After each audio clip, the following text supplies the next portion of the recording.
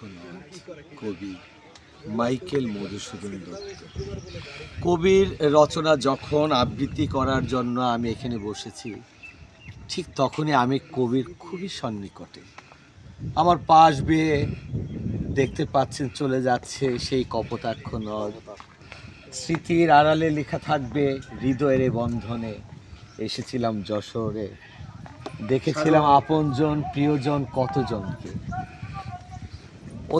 অতিথি পরায়ণে সর্বোচ্চ যারা ত্যাগ দেয় তারাই তো প্রিয়জন এবং আপনজন।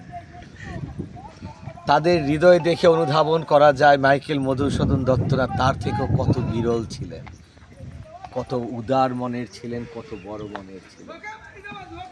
এই ছোট্ট মানুষ আমি অনন্ত দৌলত এখানে বসে যখন কবির কথা বলছি, তখন চারিদিক ঘেরা আমার ভাই ব্রাদার আপনজন প্রিয়জন, যাদের ভালোবাসায় ঋণের আবদ্ধে আমি বদ্ধ হয়ে গেছি।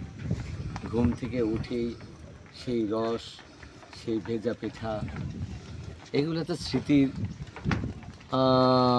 পাতায় অবশ্যই লেখা থাকবে। দেখা হবে আবার, বারবার ফিরে আসতে ইচ্ছে করে এই যশোর শহরে।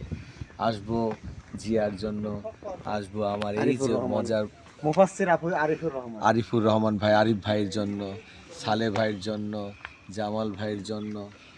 সবাই ভালো থাকবেন। এই কপোতাক্ষ নদটাকে আমরা আরও সুন্দরভাবে ফুটিয়ে তোলার চেষ্টা করব। অনেক ভালোবাসা।